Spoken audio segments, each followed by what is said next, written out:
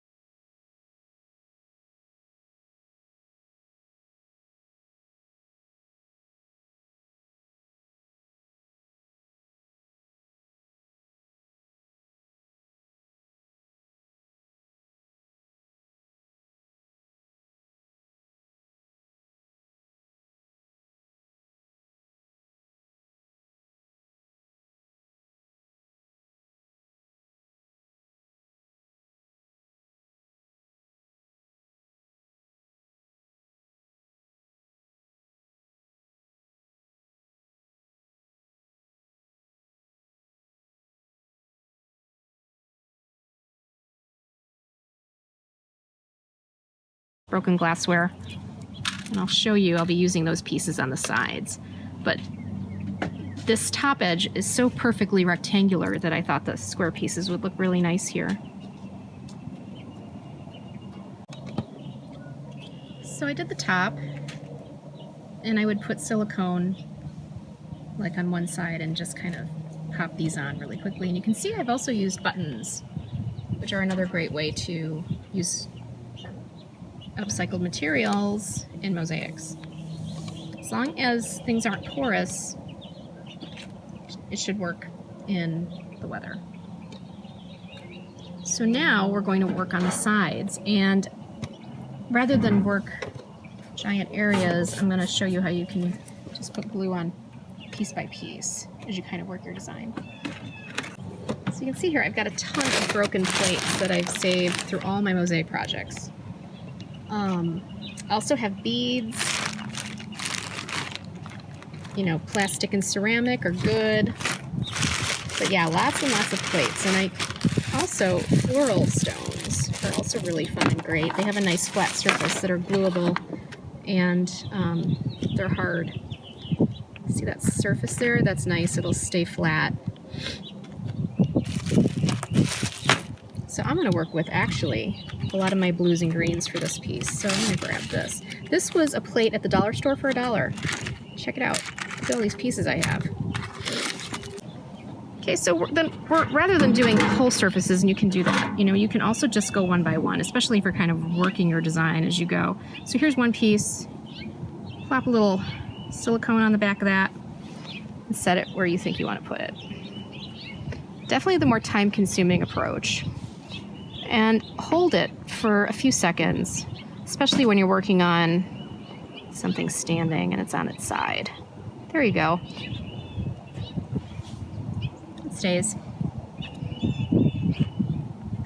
You can also use a metallic Sharpie. You can see this approach on my metal table video, where you can have a design right here on the metal and then work around it. I'm going to kind of freeform this.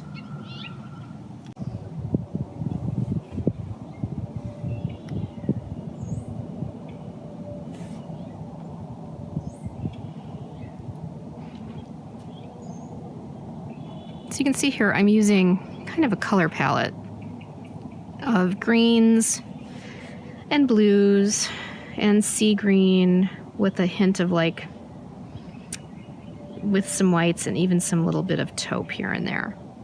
And that'll kind of bring everything together. If you can stay within a color palette, it helps the mosaic be cohesive. So I finished this side. And I'm pretty much using all plates, so everything's going to be at the same height. So when we grout it, it's going to be nice and even. So we're going to continue on all four sides, and then I'll show you how to grout it. All right, we've been working diligently on our planter here, and I have all sides mosaiced, as well as the top. And I usually let the glue cure for at least overnight before I grout. You want the silicone to set and cure with your mosaics. So now we're going to get our grout going. All right, so when we talk grout, this is the grout that I use. It's called Poly Blend, and it has a polymer that is mixed into the grout already that allows this to be water resistant. Back when I started mosaics, you actually had to put the water resistant stuff into the grout while you mix it. So now you don't even need to worry about it. And you can get it in lots of different colors. This is sanded grout, and right now this is called light smoke. It's a little darker than your normal white because I kind of wanted it to blend a little bit with black. So something a little darker I thought would be nice. So get water and get a big plastic bin that you don't care much about to mix your grout. So I basically took half a box, which for me pretty much could grout a small tabletop or these four sides of this container. The box has square footage information on the side, so you can get a better gauge on, like, if you want to be more scientific about it. I'm an artist at heart, so I pretty much eyeball a lot, unless I'm baking, and even then. Okay, I have my hose nearby, and I'm just going to start putting in a little water, and what we're looking for is kind of runny mashed potatoes.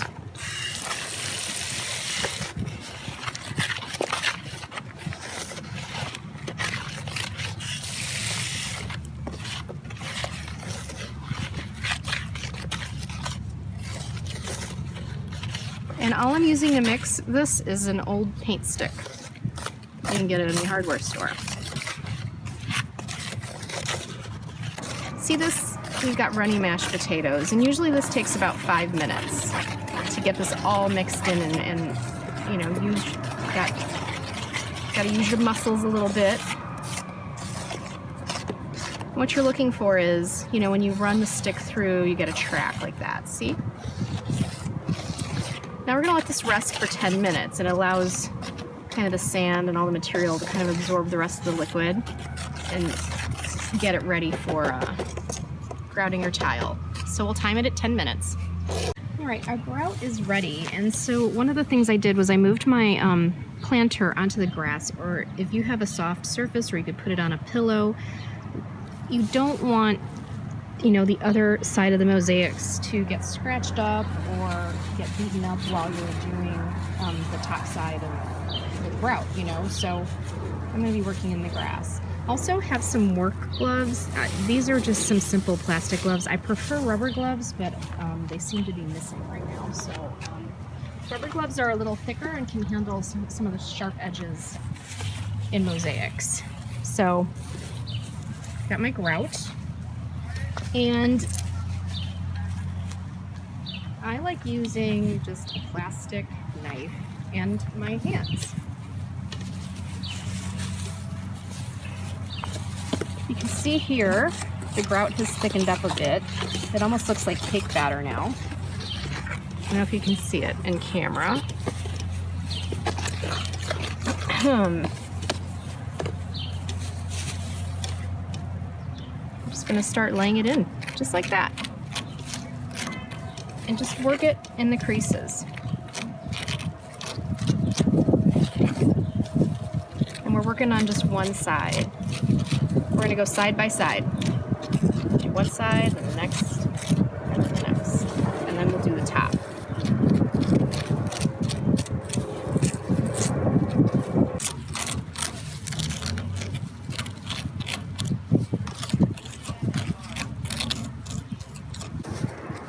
Sometimes when I have weird pieces, like this one sticking up a lot, I really like to just get in there and use my finger. And that's okay too. And your hands could probably do a really better job at getting some of the excess grout off as you go. See how I'm doing that?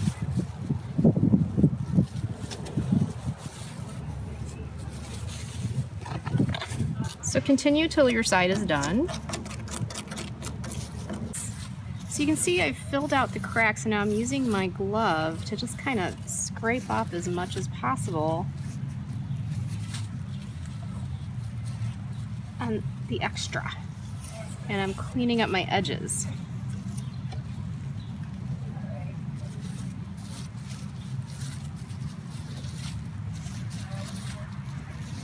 Now don't worry, we're gonna go over this again with a wet sponge, but the more you can get off now, the less swearing you'll do later. All right.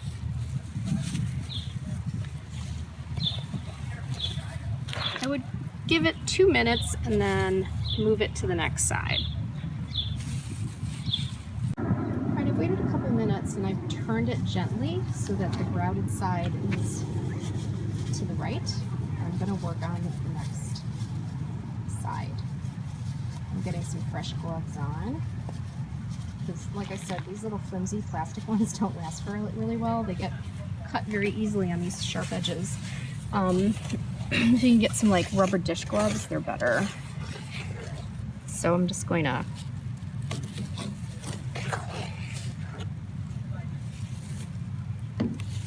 put some more grout.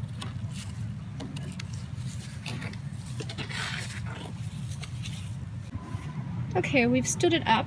The sides are done. Now we're just going to grout this top area in the same manner. And when you're up here, you can kind of clean up some of the stuff that maybe you didn't see while the piece was laying down. So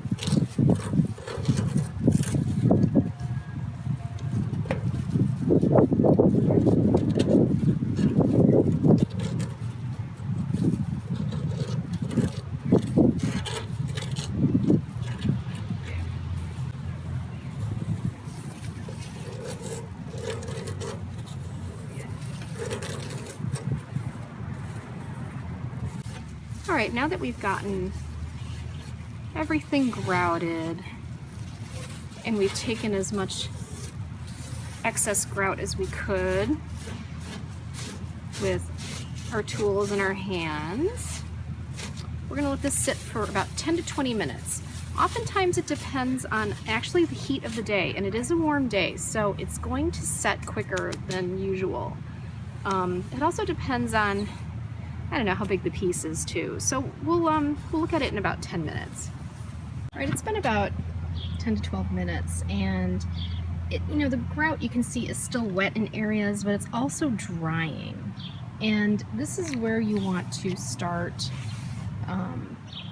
having a wet sponge and some water and start really unearthing those pieces gently. So over here I have a big old bucket of water. So keep that nearby. I'm gonna get my gloves on and some old sponges I got from the dollar store. Got a sponge. And I'm just gonna wipe away that thin layer of grout now that's on all the tile.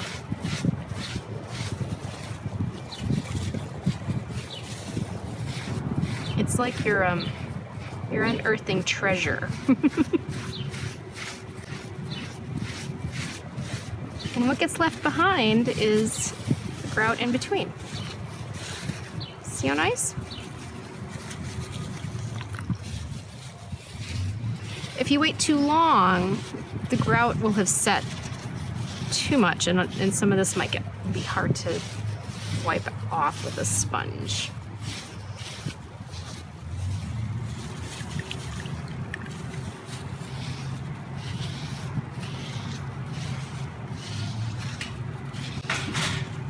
There you go. I'm going to do that on all sides. All right, once we've gotten all sides kind of cleared off, I'm going to, and don't worry if you've got grout on these sides, it's going to come right off. See? So wipe the sides down at the end. But once you've got everything else cleared up, okay, now we're going to do the top.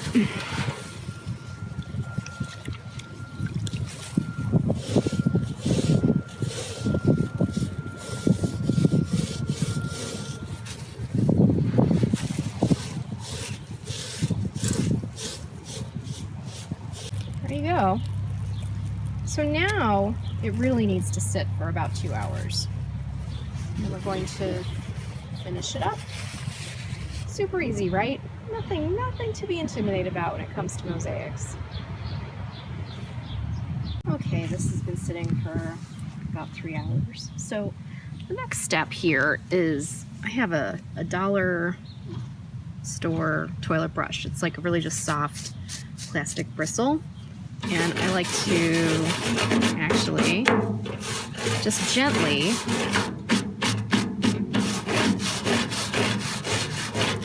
brush away some of the grout. The grout is set, but it's not necessarily cured.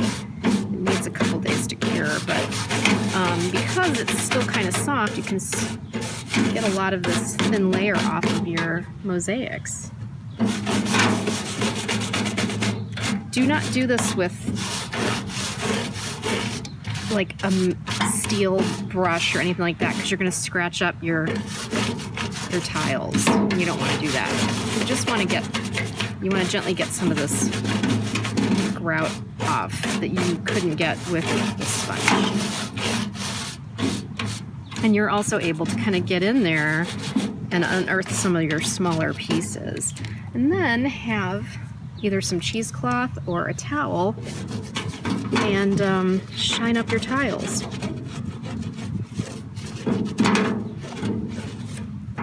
Ta-da! Isn't that pretty? Beautiful way to turn a $7 unattractive planter from Goodwill into something really cool and special.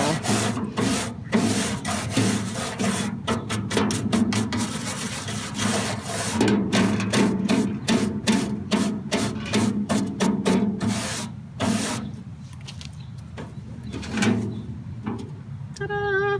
There you go. So we're gonna do all sides. You could even use, get a little water on a towel too, and use a damp towel to kind of brush and polish. So finish it up, and then we'll put some dirt in here and some succulents, and you'll see the finished product. So I ran to the garden center and got some succulents, and this is sedum. I'm looking for cold tolerant succulents so that these will come back year after year. So sedum and hens and chicks are definitely succulents that can handle the Midwest winters. There are also Jovibarba also called rollers. I couldn't find those, but here's a type of bugleweed, which I thought would be some nice filler in my planter. And this also comes back and is cold tolerant. All right, take one on filling this bad boy. All right, so we filled our planter up with mostly my winterized dirt that I've got here in a pile. In the fall, I empty out all my pots. I mix it with dead leaves and some grass clippings and let it sit in a pile, and it just kind of it's kind of like the lazy man's compost pile. So I filled pretty much 3/4 of the way full with that dirt. Then I mixed in compost, some rocks, and some potting soil on top to put my succulents in. It should be good to go. I'm gonna put the hens and chicks kind of in the little off center, but center-ish, and then kind of put the other ones around. Gently nudge out your plants, loosen the roots. I gently tap the sides to get the roots loose.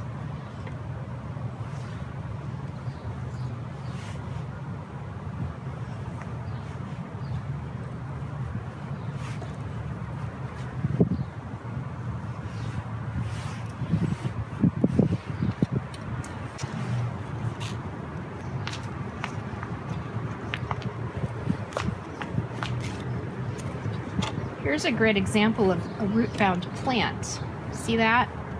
So what I do is I take my finger, I loosen the bottom, like so, and then I also tap the sides.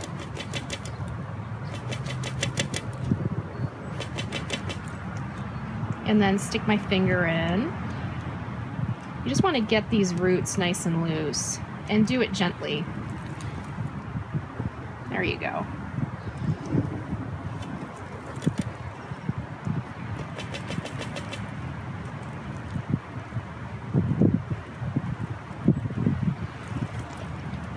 Now this sedum is kind of it's going to kind of cascade along the sides, so I'm going to put it towards the edge of my pot, like so.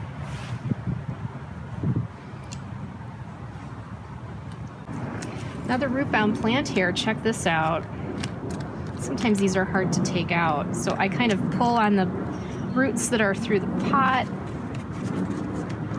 I squish the pot a little bit, and then holding the plant, continue to shake it out. Once I can get my finger on the root ball, I tug. There you go. This is really some serious root-bound plants. So again, fingers in at the bottom. So loosen the bottom first.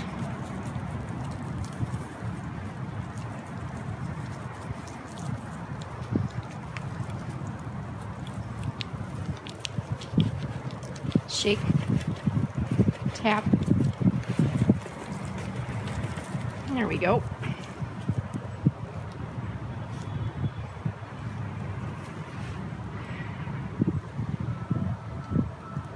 Now I think I want to put this in the corner, which means I want to split it. Perennials are easily split. And actually here, I could probably just use my fingers. You just kind of tease apart the root ball.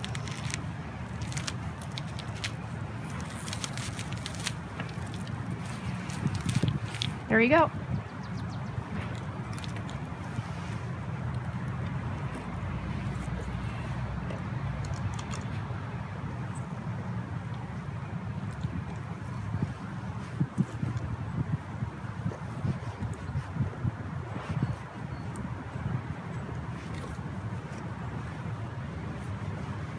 And take a little potting soil and backfill